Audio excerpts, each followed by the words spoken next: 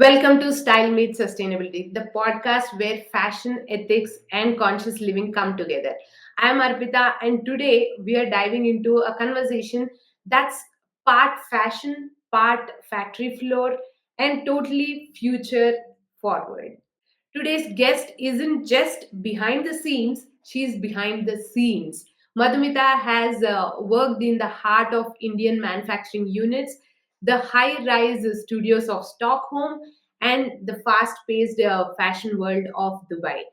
With over a decade of experience in product development for brands like Nike, H&M, and Acne Studios, she's developed fabrics from scratch, made sustainability genuinely stylish, and questioned every so called eco label that skipped the detail. Hi, Madhumita. Thank you for being here today. You're welcome, and I'm very, very excited to be here. Thank you so much for inviting me. Okay, let's start with your story. Can you take us through your journey from India to Dubai to Sweden and how each place shaped your views on sustainable fashion? So first of all, I am originally from Coimbatore, Tamil Nadu, and I was born and raised there. And it was not my original intention to actually study fashion or get into this field. I wanted to be a doctor. I was very good in school, and I was a very, very curious learner. I always had the top grades and everything. And it was not because I was like competitively like that. I have always been a very, very curious kid, a little bit of a pain in the ass, actually, if you ask my parents and my teachers, for example.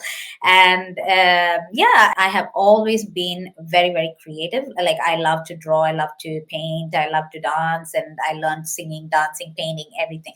So I've been a very, very creative person, and I loved fashion, as most girls do. And I loved fashion, and my mom loves fashion, my grandma loves fashion, so all of them dressed very, very well. And I also dressed very well as a kid, and also into my adulthood. And I loved really like expressing myself. So I was also like from a city, but quite conservative. So I was always like questioned for my bold choices and things like that. But I loved experimenting with fashion. So growing up in Coimbatore, I don't know if many of you know it, but it's a major textile export hub. So it's called the Manchester of South India. So I grew up around a lot of export houses, and Tirupur, which is known for jersey and knitwear, all of that. So I had a lot of, like, my dad had a lot of friends, like we had a lot of family friends who were in the export business. They were working with Calvin Klein and Tommy Hilfiger, and Ralph Lauren and all these things. So we were actually very much surrounded by the industry. So that is why I decided to take up textile engineering, because first of all I was like, okay, that is different, it's creative, and it's like a little bit close to my city and my roots. And the second thing is, I don't think I'm going to stick around this course for long. I'm going to jump off to my medical school next year. But it so happened that fate had other plans for me. And the university that I went to, the college that I went to, also very, very reputed, extremely difficult to get into, and things like that. So I stuck around. I did like 4 years of textile engineering, and I took a gap year. And in the meantime, I was working at Citra, which is South Indian Textile Research Association. I was working as a research assistant. I didn't get paid or anything. I was just working as an intern, just for experience. And in the meantime, I decided to apply for a NIFT. To do my master's. So I prepared for these exams, entrance exams, and then I've always been very good with exams, because I love the challenge and all of those things. So anyway, I was one of the top 5 in India. So I could have my pick of the litter. So Bangalore sounds great, and it's just 5 hours from Coimbatore. So I was like, okay, I'm gonna, take it up. During these times of my university and masters and everything, I did not pay attention in class where you take notes or you're like studying and like writing exams and things like that. But I still continued to learn because I loved getting to know about the industry. And I as I said, like I have always been like a big thinker, like full of big ideas and things like that. So I was very good at networking. Every time there were like industry leaders or mentors or whomever came to the colleges, I was very good with all these, like just chatting to people and getting to know them. And then I was also like always all ears for like opportunities. Okay, what kind of opportunities are coming our way, and what kind of brands are coming, and what kind of da da da da da. So I was not very bookish in that sense, which actually in the long run really paid off, because in real life there are way more challenges. Real life presents you with way more opportunities, and to like deal with all of that, you have to keep learning. You have to keep learning, and this is just apart from what they teach you in classrooms. And you build knowledge, you will get to know, okay, where is the industry going towards, and then you will be able to get more and more and more, like, okay, exploring different things. So when I started my career, again, it was just a job that I got by chance because I'm good at talking and convincing people to hire me. So I got a job and I moved to Delhi. I was working as a assistant merchandiser at a buying house. And again, I did not know if product development was my thing. Did I like it? Did I not? I did not. I had no idea, because again, what they teach you in these universities is completely removed from what happens in the industry. There's not much of a connection. Maybe in fashion design there is, but I studied masters in fashion retail management. And in India, at least, unfortunately, anybody who graduates from that kind of courses, like masters in fashion management, merchandising, retail, blah, blah, blah, they just box you into, you just need to have one skill, which is Excel. It's all about Excel. You work like donkeys for, pardon the language, but you work for 8 hours, 10 hours. You're sitting with Excel sheets all your life. That you're just like a glorified Excel assistant. In most of these kind of merchandising, planning, buying roles in India, there is no creativity involved at all. And they just like kill the creativity. So that is what unfortunately happens. So I must be thankful that I did not go in that route, because as I said again, computers and technology and these math related stuff, it gives me such an ick. So I was so bad at Excel that nobody wanted to hire me. So thankfully I got hired more into the manufacturing side, which is like product development and all these things. So I got to work very hands on, like closely with the factories. And I was actually developing products for a lot of like UK high street and a few premium brands like Paul Smith and Preen, all these brands. So that gave me a little bit of a window about, okay, this seems interesting, because this is you learn about pattern making, you learn about embroidery techniques, you learn about the different fabrics, you learn about costing, you learn about how the industry works. Then you get to know, like, you visit factories whether you like it or not. You get to see the conditions in which people are working, and then you also get to see like the daily bottlenecks, what happens when it comes to, because there could be a beautiful sample that everybody loves and blah blah blah, and we approve that for production. But when it goes into mass production, then you have a whole other bunch of issues that will come up.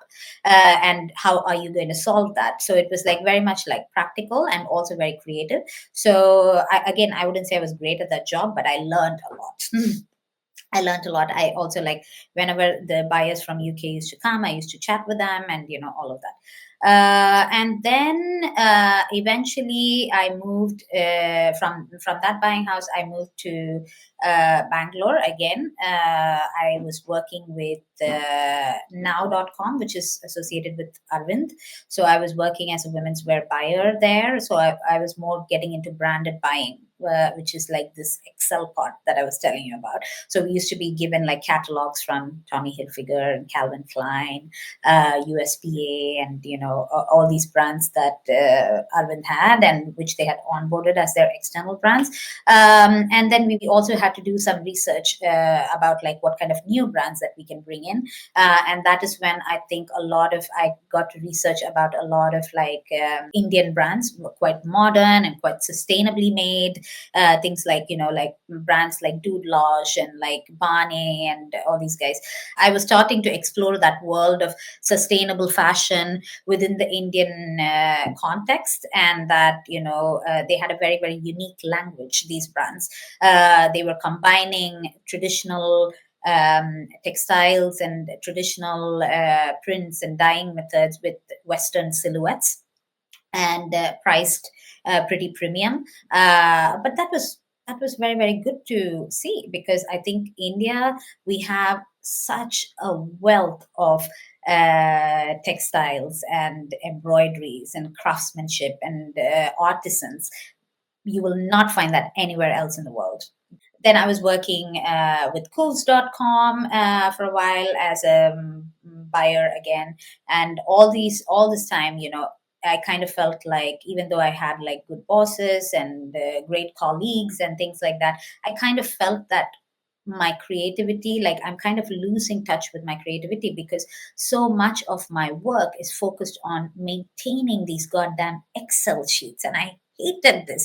Like, no matter how hard I try, and I know that I'm a smart girl, I know that I'm an intelligent woman, but this is the thing. In our country, we just box people. We say that, oh, if you're not good at Excel, you're not good at anything else. I was great at doing research. I was great at spotting trends, but that was such a small part of my job. So I felt very, very demotivated, and I just wanted to get out. And also, for me, again, freedom, as I said, is very very important, and I wanted to move abroad, and I wanted to experience different cultures and like experience fashion from a different lens as well. So anyway, I was like applying for many jobs in Europe, and it's like, when you don't have a European education or a passport, it's very very hard to get a job in design and development within Europe.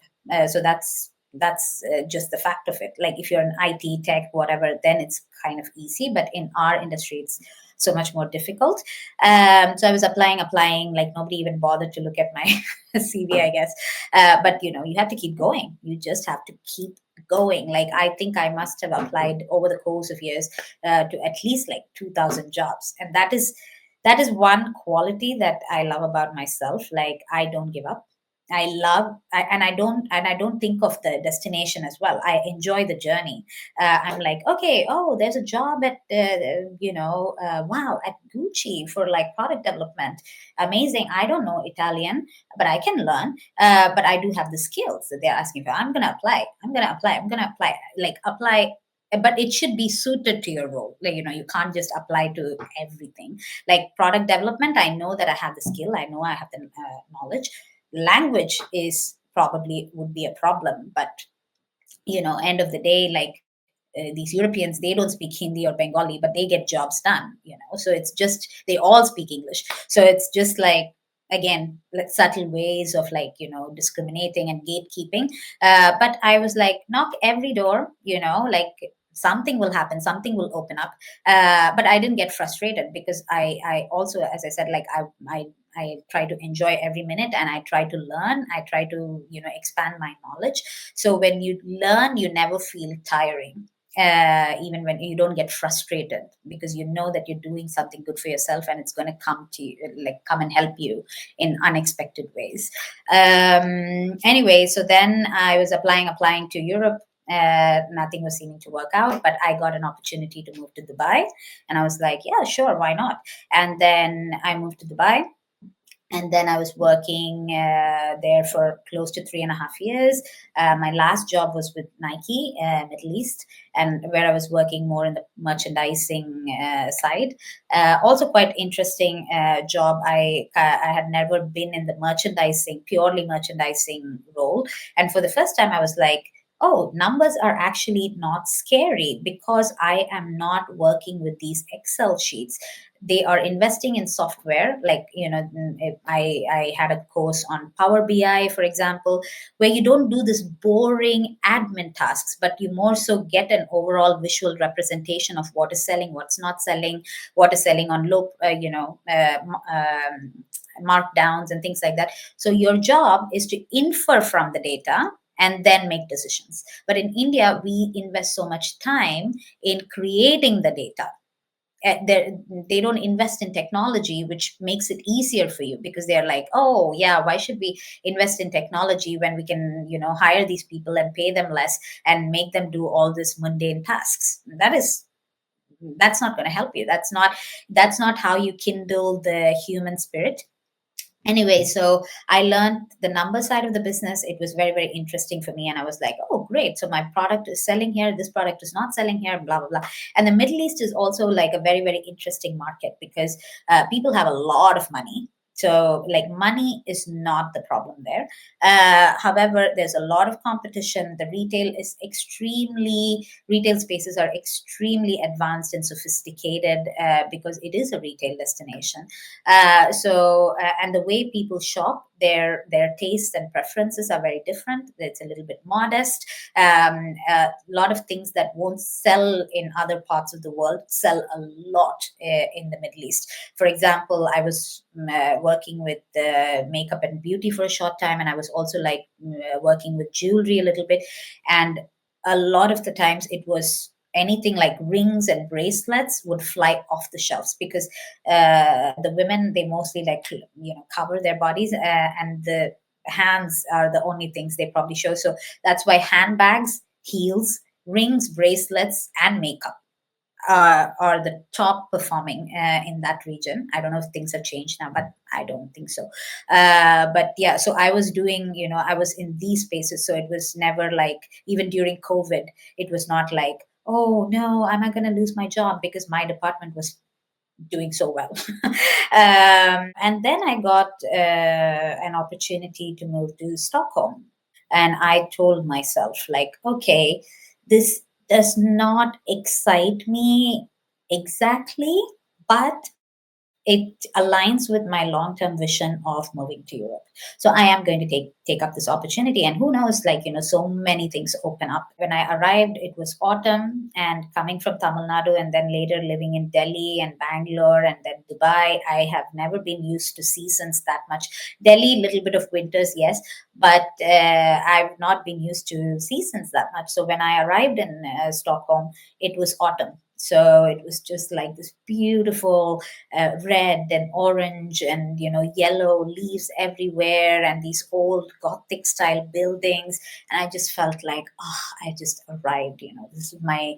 This is my fairy tale kind of thing. So then my ambition or goal, if you could say that, was not just to move to Europe, but also to move to work in luxury fashion, because I do not like fast fashion at all. Even like from the environmental perspective, of course, I don't like it. But even from a creative perspective, I don't like fast fashion, because I am even in my personal style, I'm not trend led. I'm very much into self expression. And as one of my designers very, very smartly put it, he told me once, I think your personal style is schizophrenic, because one day you come to the office looking like a K-pop star, and the other day you look like a lady, and the next day you look grungy. And I'm like, you're absolutely right. I wake up and today I'm like, oh, today I'm gonna dress like this, and today I'm gonna dress like this, and I dress like this. So I don't go by trends. I know that I have a keen eye for detail. I know I have great taste, and I'm confident about that. So I don't believe in trends. So that is why fast fashion never aligned with me, because it's an entire industry made up of, this basis of like consume, consume, consume. Yeah, we have like 13 trends, in 1 year. And if you don't buy this balloon mini skirt within 2 weeks, you're not the cool girl. If you don't buy these cargo pants, you're not the cool girl. If you don't buy this, prairie dress, you're not the cool girl. Like, what? That is absolute bullshit. And also, it's like copied designs, and extremely badly made. The fabrics don't look good, and and it's stealing. Not mostly, it is stealing. So that is why my values never aligned with fast fashion industry. Beginning of last year, I joined Acne Studios, and finally, I was like, yes, yeah, I'm finally where I have to be, and things like that. And I had a lot of fun working in the luxury fashion industry, because it's a completely different ball game. The suppliers are different, the supplier base is different, your clients are different, your product is different, the budget is different. It's the access you get to things, it's amazing. And yeah, even though my time there was very brief, it's great to see like celebrities like Charlie XCX and like Troy Sivan, and all these Dua Lipa, and all these people like wearing your creations immediately. You're like sending out press samples, but you don't know who you're sending it to, and then like in a couple of weeks you see like Dua Lipa is wearing your development and things like that. So it's like a lot of fun, a lot of fun. And beginning of this year, a lot of things happened, and it's a very volatile environment in the fashion industry right now, with the job market and everything. And I kind of felt like it was a long time coming, that I am kind of done with my 9 to 5. So, and I want to do something of my own. So that is why I started this consultancy.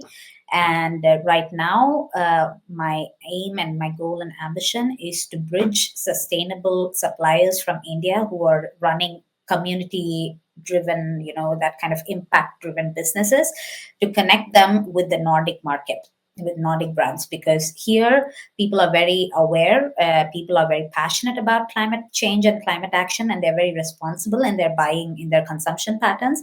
And they have a very Scandinavian style is very, very minimal.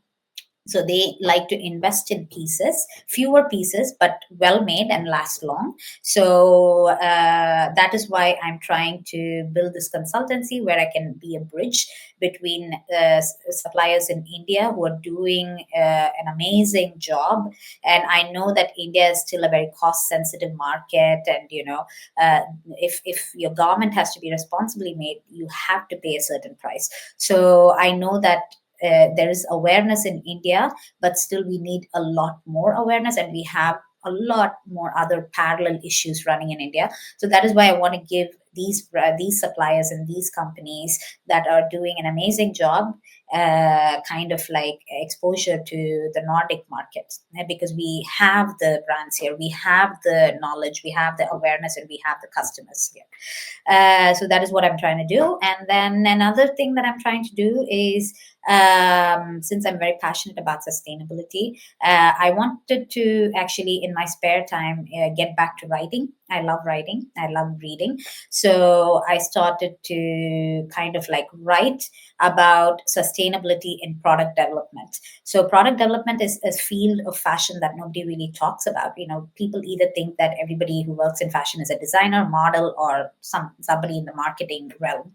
But product development is a very, very important field in fashion, because we are the ones who bring the sketches to life. So we are the guys who are telling you what kind of fabrics you should use, what kind of dyeing, printing, are the seams right, is the fitting right, is the pattern right, like all these things. So we work with a lot of stakeholders, and we bring the product to life.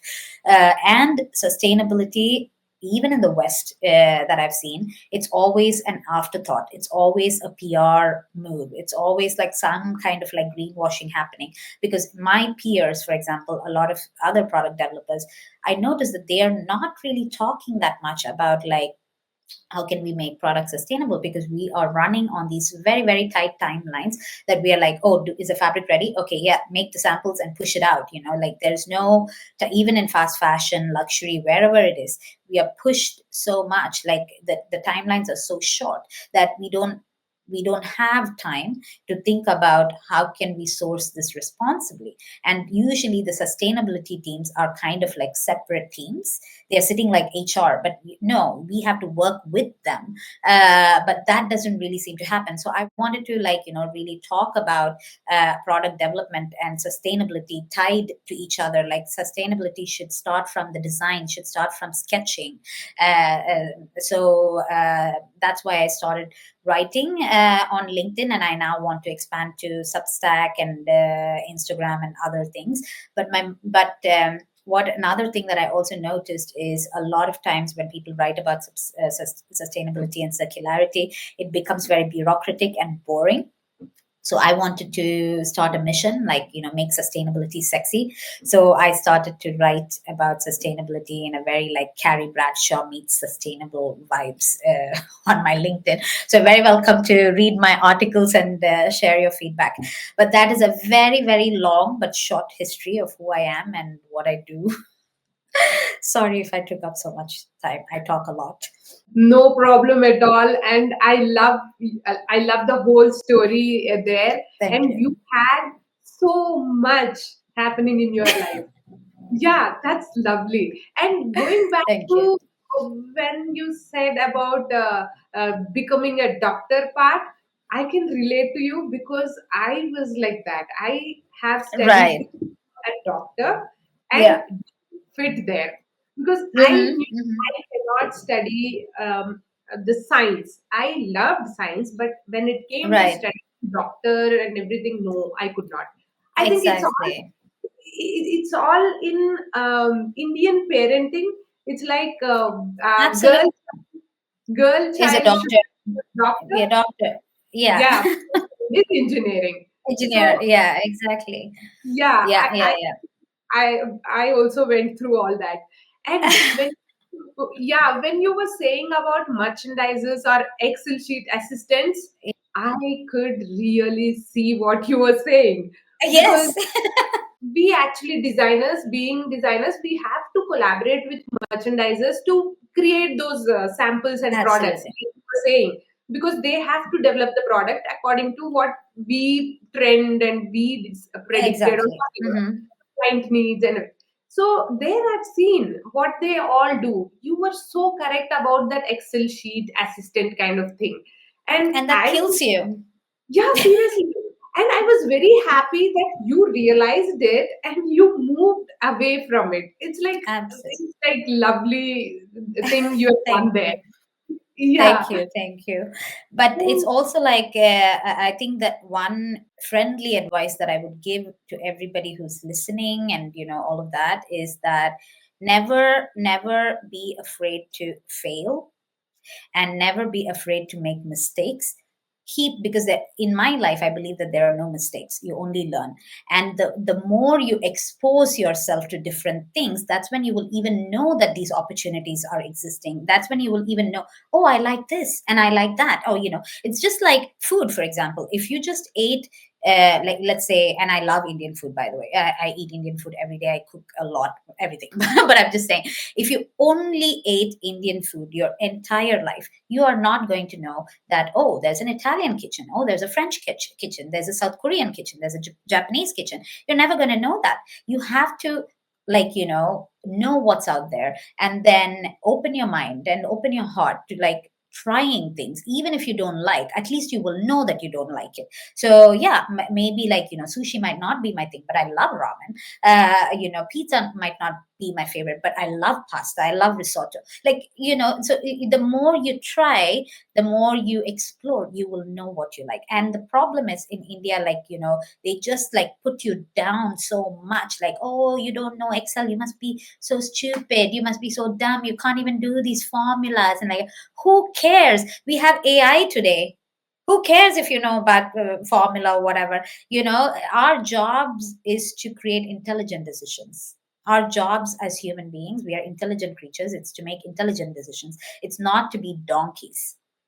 So I think we really need to be brave sometimes and be fearless and stick to what you believe. And for that, you need to learn. I totally agree with you. And moving on to the next question. Yes. You worked with big global brands. How do those conversations about sustainability actually look behind closed doors?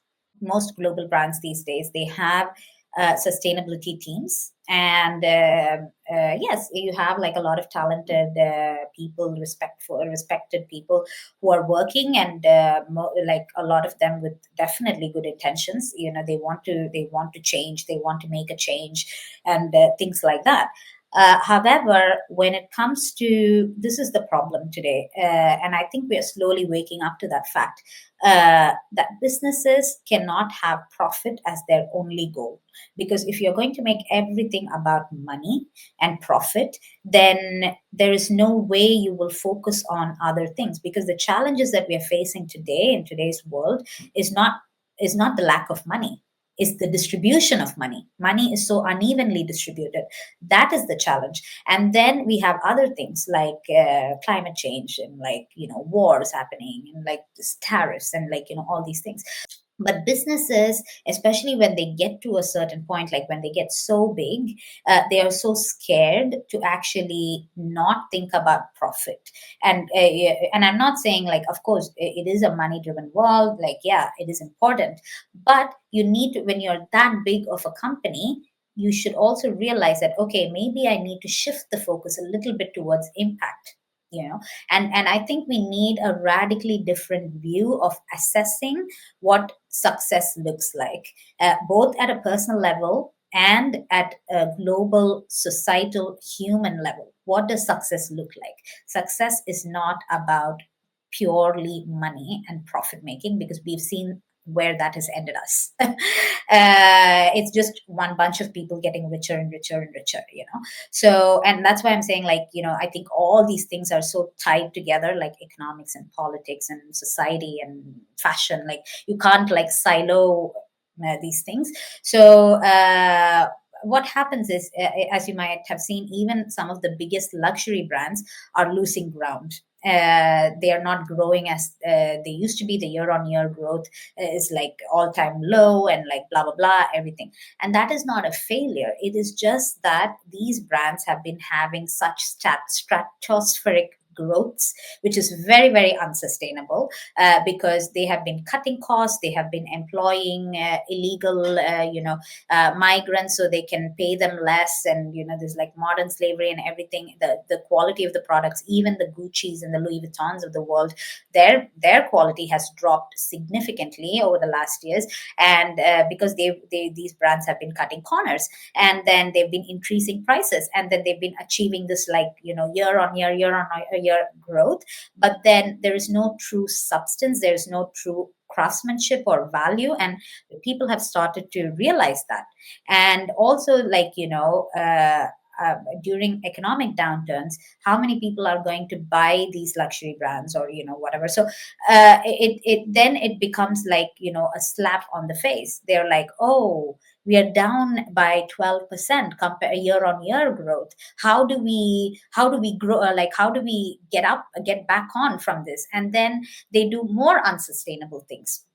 Then during these times, the sustainability conversation just drops completely. There are a lot of people who are in the sustainability teams. They've been laid off all over the world, and like, sustainability has dropped off the top agenda of these, like, C suites, like board meetings and things like that, because they think, oh, now if we are going to, like, focus on like paying everybody down the supply chain fair wages, then our profit is going to go even further down. So let's drop that off the agenda. Instead, how can we exploit people? How can we fool them? How can we, it's very very like that.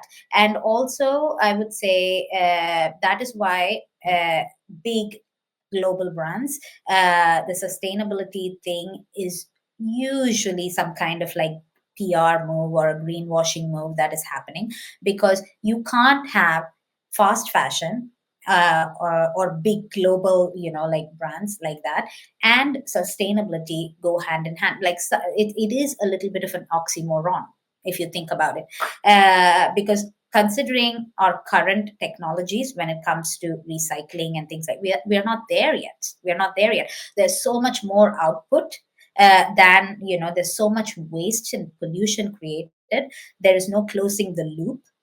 So it's like, these two things cannot go hand in hand. That is why even in my business I wanted to focus on SMEs. Like I wanted to focus on slow brands, like slow fashion brands, and like brands that even in their like ethos have transparency and sustainability as one of their pillars, and they know for a fact that they cannot grow beyond a certain level. So those are the kind of brands that I want to work with, because with these global brands, honestly, I have been very, very frustrated, because I know that, first of all, people don't care. They are like, people have cushy jobs and they want to protect their jobs at all costs. And then these companies are also all about, like, chasing profits, because they feel they have a lot to lose. So, yeah. I totally get it. I think it's the same everywhere about these brands pushing their products and making profits. I think Mm-hmm. it's all over the world. And you have developed proprietary fabrics. How does that process work? And what should people know about fabric innovation in sustainable fashion? Proprietary fabrics, or like trademark fabrics, it's basically like how we do this. I was working a lot with activewear product development, and it is actually very, very interesting, because when it comes to fabric innovation, activewear is actually the best place to be, I would say. Because and that is also the hardest in terms of sustainability, because you need performance fabrics, and you need these fabrics to be extremely stretchy, and the stretch recovery, and all of this, and that is not very much attainable using natural fibers. So that is, now you do have some companies who are like, there's a lot of innovation happening, where they are manufacturing sportswear using 100% natural fabrics. However, we don't know, like, if they're, or I would say, I don't personally know how their performance is, because and that is the biggest challenge, because activewear is a lot of polyester, and even the sustainable ones, they use recycled polyester or recycled nylon, like all of those things. And the thing about recycled polyester is, I cannot, it just like, I just uh, it just frustrates me so much, honestly, because a lot of brands think that they're sustainable just because they use recycled polyester. No, no, no, no, we really need to stop using waste plastic bottles as feedstock, because you are dumping plastic. Maybe it's recycled, maybe it's not virgin, but even that is a whole lot of uh, lies, because it's like they would say, 80% recycled polyester, and the 20% is like virgin polyester. So yeah, it's a lot of things, but anyway, activewear market is very, very tricky, because we are not there yet, like mainstream, we are not there yet, where we can do natural fabrics which give that kind of like performance abilities. But then if you leave the sustainability part out of it, just like proprietary fabrics, like for example, Nike has dry fit, like it's like sweat proof, and then you have like squat proof, and like different brands have like different, like then you have like the shape proof, and leggings and things like that. So these are basically, if you go around and like do the shopping from, like, let's say Lululemon, Alo Yoga, Nike, Reebok, Adidas, H&M, like all of these guys, they pretty much, they give the same function, but it's just that these brands work, they buy, they buy the trademarks, and they buy the trademarks, but pretty much the composition and the technology behind it would kind of be the same. It depends on how much money they're willing to put into R&D. And a lot of times when you're working with suppliers, especially from the Far East, they already have the technology, so there is not much of R&D that you are doing as a Western company. Like, there's not much of R&D that you're doing, your design and development team is not doing as much, but these guys, they bring their own innovation as well during like trade fairs, and all these things, and then we just like select from it, and then we decide to improvise upon it. So it's more like a collaborative effort. So I have developed like leggings and like bras with like special bonding, so there's no slippage of your breasts when you're working out. Then when you do squats, it's squat proof, so you don't see the underwear. And then it's like shaping tights, when you're doing like weight training, for example.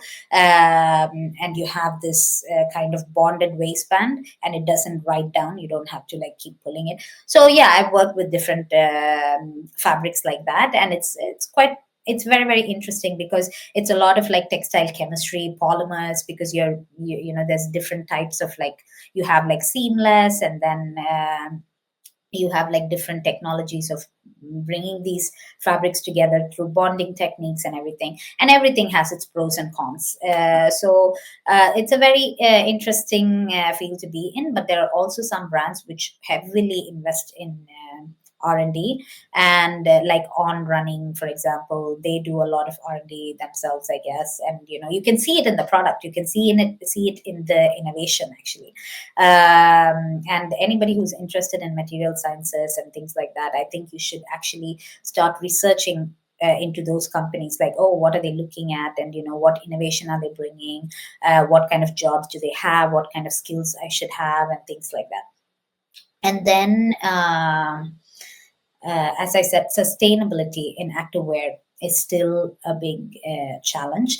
And recently, there has been a lot of news about some success in the textile to textile recycling, like polyester textile to textile recycling. So I think that is kind of like a big watershed moment, and I'm quite excited for that. They have opened up, I think, this company called Cirque, and they have opened up their first plant in France, which is doing this kind of textile to textile recycling. So we will wait and watch what happens there. Oh, that's like very interesting news you have shared right now. But I do understand about the activewear. Whenever I spoke to somebody about sustainability regarding the fabric part, they've never spoken about the sportswear. As you were Yeah. saying, sports bras and the leggings and all these things totally require different kind of technology and a different kind of fabric. I'm really happy to know that you're working on those. And what's your take on trims and small components? Why do you say sustainability is in the details? Yes, that's a very, very good question. Thank you so much, actually, for asking, because, as I said, people don't really talk about sustainability in product development that much. But even people who are like very responsible with their consumption, like my friends, for example, in Stockholm, who are not working in the fashion industry, they have no connection to the fashion industry whatsoever. But they are people who care about the environment, and they are very responsible. But even they when I tell them all these things, they're like, oh my god, what, I didn't know that. Oh shit, like, okay, I should look more into this, but how much can I look into?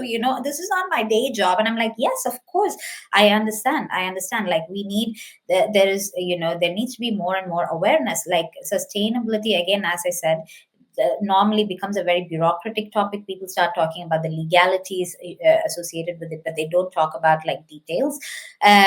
So, like, let's say, as I said before, like, recycling, we are not that advanced when it comes to like textile recycling so far. Because, like, let's say 30 years ago, like, if you bought clothes, I could assure you that, if you bought a cotton shirt, it's going to be 100% cotton. There was like mono materials, like 100% cotton, 100% viscose, or whatever, it was 100%. But as fast fashion started like creeping more and more, and as they started like building this industry around trends, and as they started making people feel less, because you don't have 10 items in your closet that you don't even wear, and all these things, then these blends started coming into place. 100% cotton got replaced by 30% polyester, 40% polyester, 70% polyester, like those kind of things. And there is nothing worse than a blended, natural and man-made fiber blend, which and that is the biggest recycling nightmare. Because the recycling technology is mainstream. There's innovations happening, a lot of pockets of innovation happening, but I'm talking about like commercialization and like industrialization as of today. So we are like not there yet. Mono materials is very, very important. So make sure that when you buy your cotton t-shirt, it's 100% cotton. And it doesn't end there, unfortunately. Cotton threads got replaced by man-made like polyester threads, and then the labels at the back, they are a different material. So when you are recycling, all these different things have to go into different, like these are different polymers, these are different raw materials. So they have to go into different recycling sorting and all of that. Otherwise they'll be incinerated. So even when it comes to like buttons, for example, when it comes to zippers, for example, so there's been a lot of innovation right now, like for example, you have like zippers. In zippers, I was reading about this, they have mono material zippers. So a traditional zipper, you will have like a zipper tape, which is usually made from nylon or polyester or some man-made fiber, and then you have the metal teeth, and then you have the puller, which will be made using a metal or sometimes like a plastic puller or whatever. So even within just this one small component of a zipper, you have three different materials, and that is hard to recycle. So who's going to sit and pluck these different things and like throw them in different. Yeah, so that is why a lot of innovation has come up right now, where companies like YKK, for example, they are doing monomaterial zippers. So there's a nylon 6 monomaterial zipper where the tape, the teeth, and the puller, everything is made from the same material. So that's still easy, like you can just like detach it and throw it away, like that.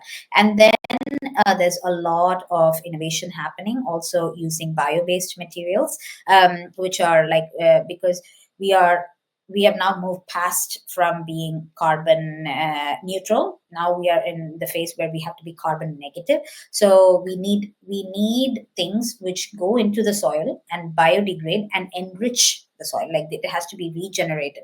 So a lot of bio-based materials, raw materials, are also coming up. So I saw recently a Norwegian PhD student who's been working in material sciences, and she had developed a project where she was manufacturing developed buttons from SCOBY, which you find in kombucha. The bacterial culture in kombucha at the top. She isolated that, and then she was able to like harden it and make beautiful like buttons, which this beautiful kind of like mother of pearl look-alike kind of material. And then there's a lot of like innovation happening in the leather industry as well. As you know, leather is extremely polluting and water consuming. So they're making leather from vineyard waste using grape skins, and and they're able to do that. And also bio fur is a big thing, like they're using like hemp nettle fibers to create fur, which looks almost like animal fibers now, and animal fur. And Stella McCartney, they have always been like pioneering sustainability. So Stella McCartney and Garni, they have been doing these like bio furs, in their runways and so on and so forth. Yeah, that's the thing about trims. There's a lot of developments and innovation happening in these tiny, tiny details as well. You have really spoken about all those trims which are spoiling everything. You can't recycle Mhm. them properly, as you were saying. It's a really good thing. And as you were saying, there are these innovations which are coming up. Those are Mhm. all a little hope for the industry. And I Mhm. might be extreme over here, but you were saying about these biodegradable fur and Yeah. natural biodegradable, like ethical leather and all these. So I feel, why do people have to wear all these things? I feel it's all given from the fashion trends. Otherwise, if we Yeah. look back, like some 100 years or some years ago, so our grandparents or before that, they never used all these extreme stylish and different kind Yeah. of trend items. So Mm-hmm. I'm actually saying it like, people might say, "Arey, fashion is our expression, so we need all these things. So we want alternatives which are not spoiling the environment." Yeah. But I feel go back to your original grounds and then stop using all these. Make fashion simple and classic. That's what I feel. But I might be wrong, but that's my personal opinion. Absolutely not. I think you're very right. I think you're very right because it's like I have also been asking this question like why do we need so much clothes? It's like there's a recent survey which found out that we have as of today we have clothes that can last 7 generations. 7 generations. So that is the level of output that we've had. But however, what has happened is in this last 20 years or whatever, with all the globalization and all these fast fashion brands becoming big and these trend cycles, endless trend cycles, and all of these things, it has also it's also like the apparel and fashion industry is the fourth largest industry in the world. So it provides a lot of employment and it is the means of livelihood for a lot of people. Forget the Europeans. It's like in manufacturing is mostly concentrated in Asia and South Asia and Far East. So a lot of people, especially 80% of the workforce, is women, and that is why this issue really, really concerns me because the thing is, yes, we can like be like, okay, let's abolish everything and let's just go back to having like 2 or 3 items of clothing per year. Yes, but again, people who are going to face the wrath of this, people who are going to lose their jobs, their livelihoods, people who are going to go hungry and everything is not people who are in the West. It's people who are from our parts of the world who will face the biggest consequence of these kind of things. So that is why I think that, of course, overconsumption, overproduction is definitely an issue. But the industry, like what can save the industry is innovation. Because we cannot, we need to transition from one system to another. We cannot shut down one system entirely and start afresh. Completely my personal opinion. But I do wish that we did not consume this much. I wish we did not produce so much. But I believe in technology and I believe in innovation. And I believe that these initiatives that are happening, like textile to textile recycling, alternatives to leather industry, and like blah blah blah, they can be both beneficial to the environment and to our people as well.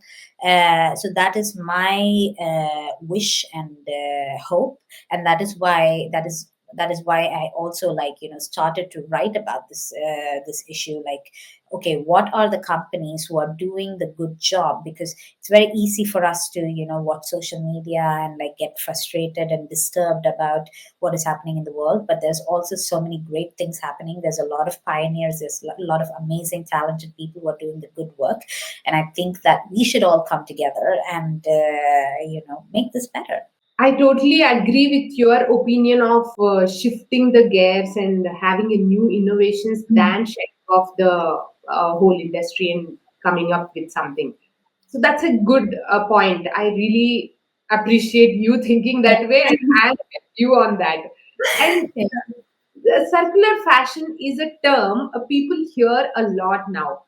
I also focus on this subject. In your opinion, what does it actually mean in practice for designers and brands? This is a word which has kind of been like overused in today's like in this zeitgeist of sustainability and everything. So I can tell you what circularity means for me. So in that sense, I think circularity begins from design. Like you start designing using these circular concepts. How do you like, let's say when you're coming up with a concept, okay, like from, how are you visualizing this? And if this pattern is going to be like an innovative silhouette, or whatever, how can you make it circular in the sense where you minimize fabric consumption by innovation in like pattern, innovation in design, like all these things. And there are like a lot of like softwares these days, like Clo, for example, and all of these, where designers can actually have these courses, how to design sketch itself, from the sketch part itself, like applying these circular principles. And then it comes to like product development, and of course, it's like, okay, what kind of fabrics are we picking, or do we have any fabric leftovers from last season? Do we have any waste, if you may call it, from last season, which we can repurpose, which we can, there's so many like repurposed fashion and brands, for example, that work in this space. So how can we do that? And even if, okay, let's say you're not into that kind of aesthetic, but you want to do something like that's simple, tailored, classic, formal wear, whatever, then you can maybe be like, okay, I'm gonna, instead of ordering a new fabric roll or whatever, I'm going to look into dead stock fabrics. What are the dead stock fabrics that are available? What is like, and in luxury fashion, sometimes you have like proprietary fabric, like exclusive fabrics, which they develop for certain brands only. And then those fabrics don't get used up, and then they just end up, in a warehouse somewhere. So as product developers, we need to maintain a file of like what kind of fabrics are available. Like, go into your fabric archives, look into what kind of fabrics you have. That should be aligned with your development process. Don't, your first step should not be, oh, I want like, let's say, some kind of tweed, so I'm going to just immediately go to the supplier and be like, okay, give me your swatch book and let me just like fix, and okay, give me like 50 meters of that for sampling. No, don't do that. I mean, you can go into your archives first and have like an audit and see what can be used, and be more resourceful. And I think creativity, like a lot of fashion people, especially the creatives, like the designers, they get annoyed, by this concept of like circularity, sustainability. They're like, oh god, like, it's making like, we can I just please design and not get into the politics of fashion? I'm like, no, sorry, no. If you are an intelligent designer, if you are truly a creative designer, you need to know how to be resourceful. Creativity should stem from being resourceful. It always stems from resourcefulness. People who have everything in life, they are not creative. The biggest creatives are people who did not have many things, and that is why they say that necessity is a mother of invention. They did not have as many resources, and that is why they got creative. So like, stop giving this, like designers and these creative people, like, they need to stop giving this bullshit excuse that, oh, it's like, I'm not being allowed to be creative because I have to think about this and this and this. Yes, of course, like, you can't create a product that is bad for the environment just because it looks beautiful. Like, it shouldn't just be, it should have some substance. Like, it should not just look aesthetically pleasing. It should have a story behind it should have a purpose behind it. So that is what I believe, like, circularity starts from, that, like, being able to be resourceful and being able to be able to use everything. And even after your product is sold, it doesn't the customer journey doesn't end there. Like, you have to help facilitate, repair, resale. For example, you have to close the loop. Okay, what happens after this pair of jeans is sold? Good that it got sold. Now if the customer comes to me after like 2 years, and they are like, oh, I have to get these jeans mended or whatever, offer them a service, like a hemming service or a repair service. And if they want to resell it, have another like a second-hand section in your store or in your e-commerce. And you can generate, that is like a secondary income. You generate economy through like closing the loop as well. So there is money, a lot of money, in the second-hand market, in the repair market, in the all these repurposed market and things like that. And that is how circularity should be. It shouldn't just be like, okay, I'm going to sell my stuff and yes, adios. No. I I can't agree more. I can just say yes to whatever you are saying. And when you mentioned the designers need to think about using their dead stock or the fabrics which they already have. So I also believe in that. I believe when you restrict yourself or when you have less options, you get more creative and you Hmm. get to create an item which is very, very interesting because your resources are less. uh, Yes, Actually you have more resources, but consciously if you reduce your resources you get more creative. I totally absolutely. agree with you. And now, coming to the consumer side, what advice would you give to consumers who want to support real sustainable fashion beyond just the green tags? Right. I would say do your research.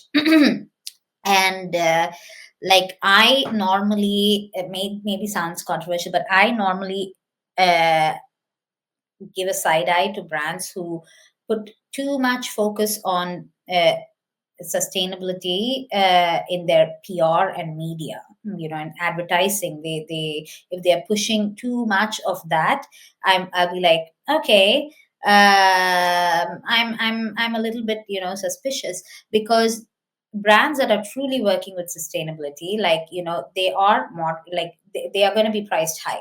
So and yeah, they're going to be produced in low quantities, and maybe sometimes even one of a kind, because they're making like repurposed things and things like that. To consumers, what I would say is, again, for me, like the last 2 3 years, I have only been like, I started buying secondhand, and now I only buy secondhand. And I have found some incredible gems in the secondhand vintage thrifting market. And I know that, okay, like, I'm a creative person, I love fashion, I love self-expression, so I don't like, I love thrifting, I like going to stores, different stores, and just like spending hours and hours and hours, like looking and doing, like shopping trips, for example, and things like that. So if you're not that kind of person, then okay. But if you do have the intention of being sustainable, then I would say, first, figure out what your style is, what your personal style is. Leave all this, trends out of your vision. Like, don't buy into that, because again, I might be exposing the dark sides of fashion, but fashion is an industry. Trends, especially, has been created based on women's insecurities. It's based on your body insecurity, based on your image insecurity, your social insecurity. They are going to feed off of on that, like, so you should not buy into this. It's so make believe, it's so make believe, because you can even see that, like, in the 90s, for example, there was a different kind of body type which was considered very, very beautiful. Then in the 2000s, after the Kardashians came, then it kind of shifted, and now it's again like shifting. So it's like, and then you think, within 30 years, like, how can women's bodies become trends? That is not natural. That is not natural at all. Like, our bodies are not supposed to change. Like, you wake up one day and suddenly having a big ass becomes a trend, and then you wake up another day and suddenly becoming skinny becomes a trend. Like, what? And then fashion revolves around these things, right? Like, even the runways, when you see now that, people are really, really, with Ozempic coming in and everything, like, this skinny era is back. And you can see it on the runways, like the clothes that are designed, it is for a skinny woman. So then the normal woman, be it the west, east, south, north, wherever in the world, an average woman is not going to look like a supermodel. But as long as you keep her feeling inadequate, she's going to spend on gyms, which is okay. But you have to go to the gym to feel good, not to look good. And she's going to spend on all this dietary fads. She's going to spend on these trends. She's going to spend on makeup. She's going to do everything to look like Carly Kloss, but she's never going to look like one. And that is what they want. So please don't fall for this. And embrace your authenticity, embrace your body, embrace your beauty, embrace your true self, and figure out what your needs are and figure out what your style is. Figure out, like, if you have an icon, for example, like, let's say I love Rekha. I love that she has such an amazing personal style, and she's so, like, true to her style. Like, even when Christian Dior had their runway in the Gateway of India, like, she came decked in her Kanchivaram and she came late. Uh, and I'm like, oh, that's a true boss lady. That's a true fashion icon.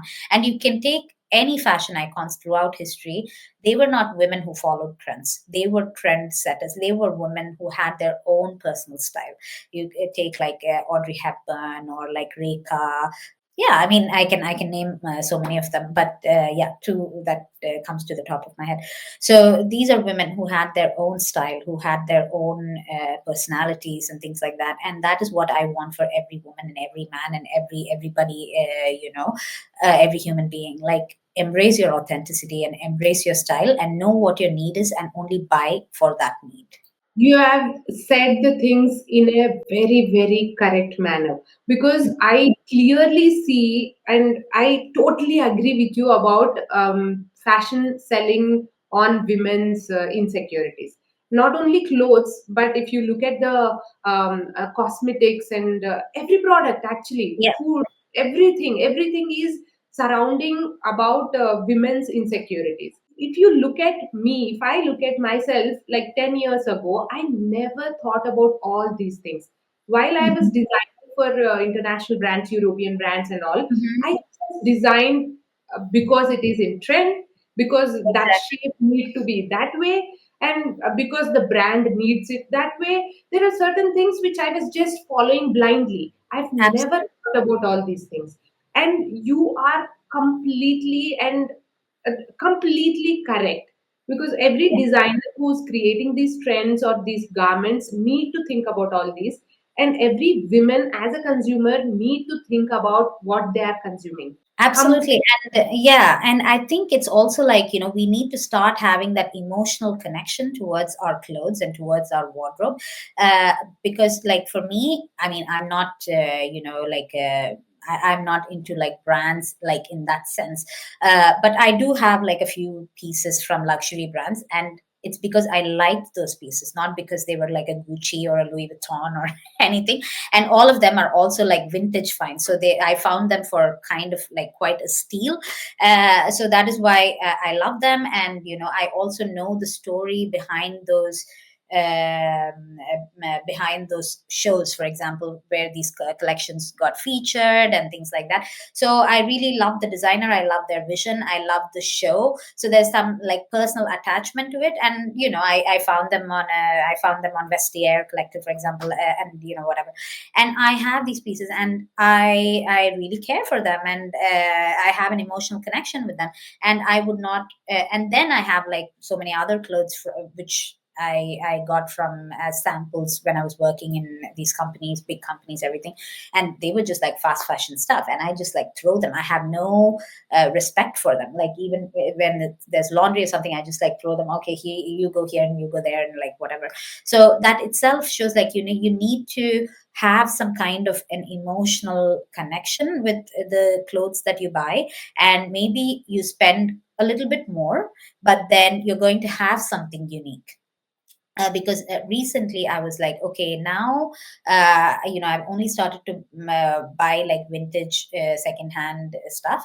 But I told myself, like, if I want to buy something that's new, then I'm going to buy from, like, an Indian emerging designer, or Indian designers or brands that are working more in this, like, repurposed space, like Dude Lodge, for example, Pero, for example. And so many brands like this who are doing such amazing work in this space. So yeah, I know that they're expensive, but I know that nobody else, they have such a unique handwriting that if I wear this coat, it's a statement. And that is what I want to make a statement, and I want everybody to make your own statement. That's a really good thought there. Everybody needs to have their own Absolutely. statement. Yeah, Yeah. that's amazing. And as a person who buys second-hand clothes and vintage clothes, Mhm. what advice do you have for a small brand who wants to work with upcycling second-hand or vintage clothes? Okay, that's a great question because I am honestly, I have been so passionate about this. Like, if I wanted to start my own brand, which I've told people, like, so many people have asked me over the years, like, oh, well, like, do you have, because they're like, oh, if you start a fashion business, they're like, oh, are you going to start your own? Are you going to start your own? And I'm like, no, no, no, no, no. Like, I don't want to because, like, but the only thing, like I tell them, like, I don't want to produce anything more, like I think we have enough designers, enough clothes, enough brands in this world. It's just my personal take, but I don't want to, like, put out more. But if I had to start my brand, it would definitely be an upcycled, repurposed brand because I just love it. It's like, even as a kid, I was into like a lot of arts and crafts and everything, and I always loved making like wonder from waste, we would call it back in the 90s. So like, we're using like paper mache from like newspapers. I would make like really nice like jewelry and like paint them, and they did not look like paper at all. And yeah, I would make like masks and like a lot of like home decor stuff from like different ways that I can. So I think I inherently, it's in my spirit to use like waste and be resourceful and convert them into something that's cute and cool and whatnot. So for upcycled, definitely, I think, again, as I said, in India, like, people from all over the world go to India for textile shopping. Like, we have so much our local production of textiles. So I think if you want to start an upcycled brand, I would say first, like, go to your local charity shops, for example, or let's say look into your own. Because I think sari, okay, I have to talk about the sari. Like, sari is one of the most versatile, one size fits all sustainable garment. There's a reason it's been around for so many years, right? And what do we do with old saris? Nobody has really like talked about that. Like, and I know a few brands who actually repurpose old saris, and they make like dresses, they make like blazers and things like that. But I think that is a market that we should actually look into. Like, go into these like really small, like. How should I say, like Chandni Chowk, Sarojini Nagar, like those kind of markets, but more so like working in the second hand, and then just go and scour. I think saris will be so easy to repurpose when you're starting a business, because imagine all these like beautiful like chiffon saris or something like that that you can make into slip dresses, for example. And yeah, there's so much to be done there. Yeah, I love the point where you were talking about saris, because I love doing upcycling. And I talk about upcycling, and I have an upcycling brand which is very, very small, but I'm still Right. working on it.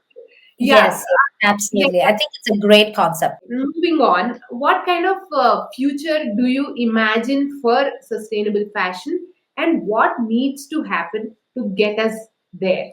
Oof.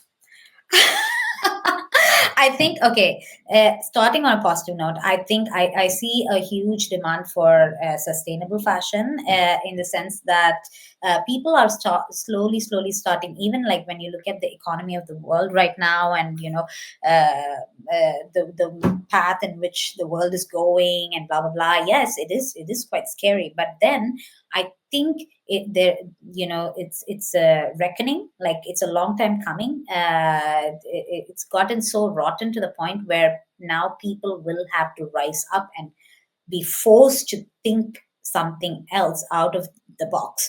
And so yes, there's a lot of like climate awareness coming up, and like a lot of suppliers. Like, when I see a lot of like suppliers from regions like India, for example, who are working more so in the sustainability space and things like that, I do feel a lot of hope and optimism, because it means that the message has received. And like, as Indians, they always see business. So when they see that there's a market for this, there definitely is.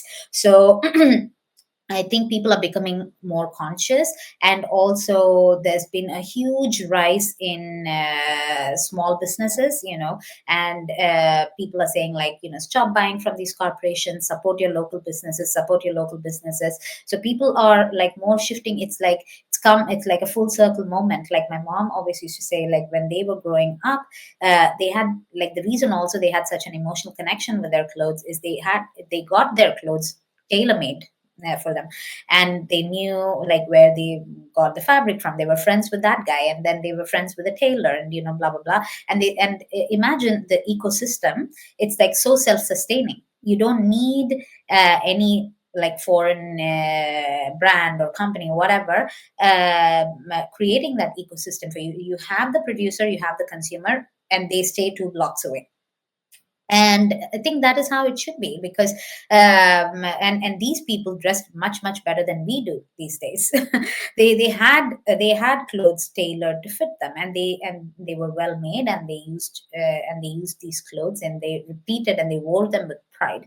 And I think that is the shift in mindset I am really positive about, and I really hope that the younger generations especially, they wear secondhand and they repeat clothes as a badge of honor. Like that is what, as a badge of pride. That is what I'm hoping for. When you were talking about your mother's getting the clothes tailor made, my mom used to get those things done for me. You were totally correct. I used to wear them with so much pride because these Absolutely. are these are designed by my mom, Mhm. and I Yeah. I went with her to select the fabric because she says whatever fabric you like, you pick. So Yes. that's how it was. And Yeah. you are totally correct about people, the younger generation need to move towards all this kind of mindset. That's Mm-hmm. a strong point which everybody needs to focus on. What's your take on using leather? I am such a big fan of leather, actually. I Mm, love leather. okay. I have leather coats, leather bags, like, leather shoes a lot, and everything. But I also, at the same time, I understand, that the cost that comes with it. So what I do is I only buy vintage leather, secondhand leather. So that there is no new. I'm not creating my new demand, but also I would say that leather always ages well. It's like wine. It ages with time. So and I also like, in my personal taste, like I like a little bit of, like, a kind of aged look. A little bit. It has to look like it has a story attached to it, like a vintage thing. So that is why I only buy leather secondhand. Or when I was working at Acne Studios, for example, I have a lot of leather boots, a lot of them. So I bought all of them at sample sales, because these have already been made and they make it in sample sizes. And thankfully, I'm like a tiny person, so it was very easy to find my size in these shoes. So yeah, but I wouldn't say I have bought leather myself, and it's not even like a conscious decision. Like now, right now, yes, definitely, because I'm much more like, I want to buy more responsibly, consciously, everything. But it more so came from this thing that I like leather when it's aged and when it's a little bit old, and when it looks like yeah, I wanted to show, like, one of my very favorite pieces is my bag. This one also, I think it's like 10, 15 years old, probably. I'm not sure. But yeah, if you look at it closely, it does have like signs of aging and everything, and that was there even when I bought it, like three years ago. But I love it. I mean, it has its story, and it just gets better and better. And Yes. now we are moving on to a fun segment which is Mhm. called Snappy Seconds. We Great. have like quick questions and quick answers. Let's begin with our Snappy Seconds. One fashion trend you would bring back. Oof. Oh, one fashion trend I would bring back. I think we are having such a comeback moment for all these trends. Like, I was really, really happy when I saw like Chloe on the runway, like bringing back the boho chic, because when I was like in my 20s, like the Y2K, aesthetic, we were like all bohemian girls, like wearing these fringe bags and everything. So I'm actually very, very glad that that came back. So I have been dressing a lot in these kind of like frills and fancy, like really nice chiffon dresses and everything. And it's also a great way to shop responsibly, because even your own wardrobe makes a full circle. Yeah. So yeah, So the boho chic should come back. it has come back. So I'm very, very happy about that. Okay, great. And one trend you wish would disappear forever.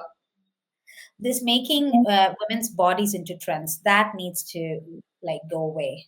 Totally I think agree. the biggest the like rejecting trends is the Mm, biggest baddest feminist move ever. So mm, please do that. yeah. Yeah, totally agree with you. Your go-to sustainable fabric. Go to sustainable fabric. Actually, I'm going to be partial this time to one of my clients. So recently I partnered, that's how we also met.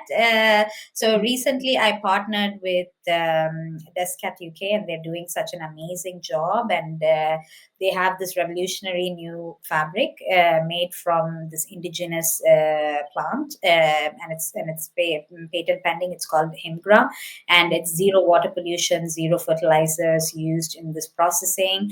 And also I was looking at the fabrics. They have this kind of like really rustic, authentic handloom feel. And it's also a very, very community driven brand. They are supporting the local women who are working there. And I really wish them the best, and I really believe that I can do great work for them. Mm. And yeah, I think all aspects covered. So Himgra. Yes, I Himgra. also love Himgra. him. And what's one fashion myth you want to bust? Hmm. Dress your body type. I think that's a fashion myth. Because I Mm. think you can own, if you have the confidence to pull off, you can pull off anything. And we have seen like so many beautiful, like plus sized influencers, and like also on the runways. I'm always like so.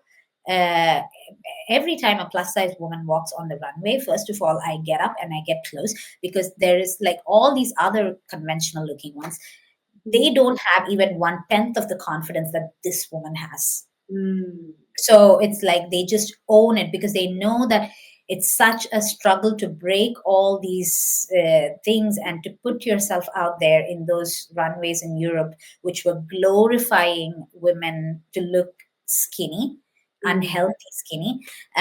So I think, yeah, dress your body type is the biggest myth. Like own your clothes, own yourself, and own your body. Mm. Totally agree with you. And a Mm. capsule wardrobe or statement pieces? Statement pieces. Okay. Favorite city for fashion inspiration? Oh gosh, okay. Favorite city for fashion inspiration. I think every city has its own, and I'm yet to discover a lot more cities, but definitely for vintage, secondhand finds, Paris is my favorite. I think especially this neighborhood called Le Marais, which is like this bohemian artsy, kind of. They have a lot of like art cafes. They have a lot of like every like second third store will be like a vintage store. And it's just amazing. I just go in there and I'm like, oh my god, I'm in heaven right now. And I Mhm. also like Stockholm, actually.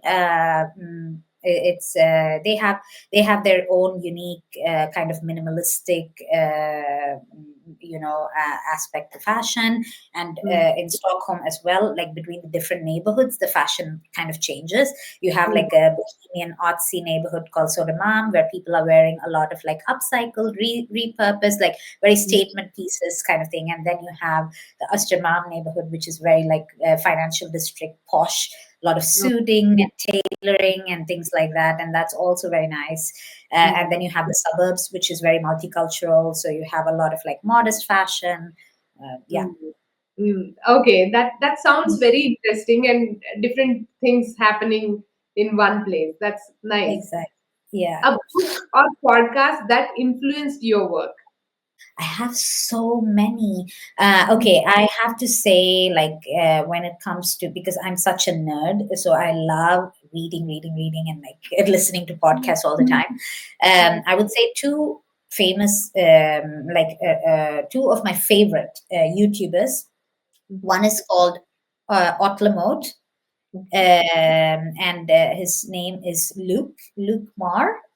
He's Mhm. based in New York, and he does fashion commentary, and he has so much knowledge. And he also like says like, "Oh, we're gonna get analytical in a fun, sassy, bitchy, analytical way."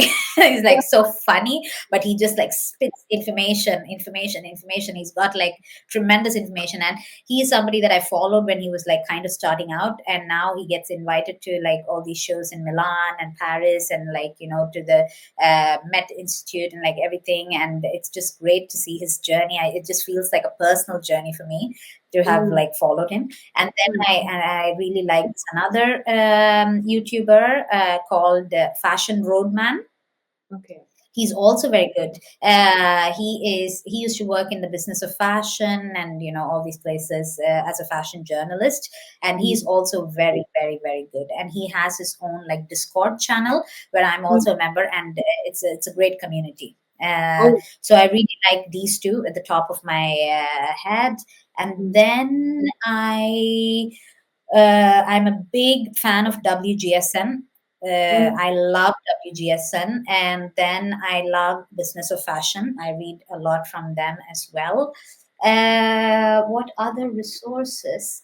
Some podcasts like I also listen to the Business of Fashion podcast, Style mm. Zeitgeist podcast. There are so many, yeah. But these two in the top of my head, yes. Okay, I'll take all those names from you and link them all in the description for everybody That's to go through them. And one yeah, thing you yeah. always pack when you travel. Always pack when I travel. I would say, what is my essentials? I would say like my makeup bag. Okay. Ah, okay, That great. is my essential. I would say, because I think everything else you can still like if your suitcase gets lost or like whatever. I think you can still like mix and match from the local stores. But makeup Mm, is something that is very like your skin tone and things like that. So yeah. mm. Yeah. What's the last thing you upcycled or repaired? What's the last thing that I read? Okay, so yes, I actually bought these. Good that Mm, you asked. I just had them. So I bought these on Vinted. These trousers. mm, They look very like tailored normal trousers, but I like the hem because it's mm. super like 70s, like flared. Ah, And unfortunately, I am only 151, so I had to like get them tailored. well. Oh, So okay. that's the one I got tailored. And then yes, I think I should show this probably. Talking Mm. about statement pieces, Yes. this was I'm very proud of this find actually. Mm. This is a poncho and real Ah, leather.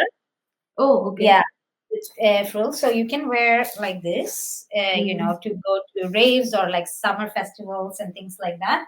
But mm. also, what I did was I just wrapped it like a skirt, Right. Mm. and then I wore that for a couple of days. Got a lot of compliments and things like that. So I'm very Mm. very happy with that. Yeah, lovely. And I have one question with that wrap. And how did you like closure? How did you do it when you are wearing a skirt as a Oh, skirt? I just like pinned them, like Ah, they're like a sarong basically. But it ah, has like I didn't want to put this like pin it on the leather, but it yeah. has like a velour kind of like trim. Ah. So I Oh, okay. just like wrap it around, and it kind of like gives that asymmetrical Mm. hem Wall. drape, Yeah, and which yeah, is very much in right now. yeah. So yeah, get creative, and yeah, I think that's so fun to like Right. instead of buying something trailer made, like you find something and you're like, oh, I'm gonna wear this in like a million different ways. I think that makes me so happy. Mm. And that's how everybody should think. And Absolutely. whatever collection I make it as like people can wear it in multiple ways. Multiple That's how ways, it is definitely. always created. Last question: your definition of mindful fashion in one sentence. Empathy should be at the core of whatever you do, Okay. not just fashion, but Mm, anything that you do. Like, be empathetic and be kind.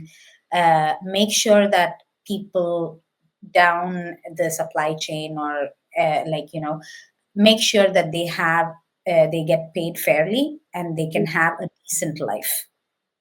that's a very strong thought. And thank you so much, Madhumita, for sharing your Was journey, knowledge, and perspective. From trims to textiles, you have shown us how sustainability isn't just a label, it's a mindset. Absolutely, absolutely. I had so much fun talking to you, and hopefully, it was not a lot of information and a lot of talking. And I'm sure you'll do a great job at editing. So, thank you so much. Thank you so much, and keep up the good work and good luck on your brand.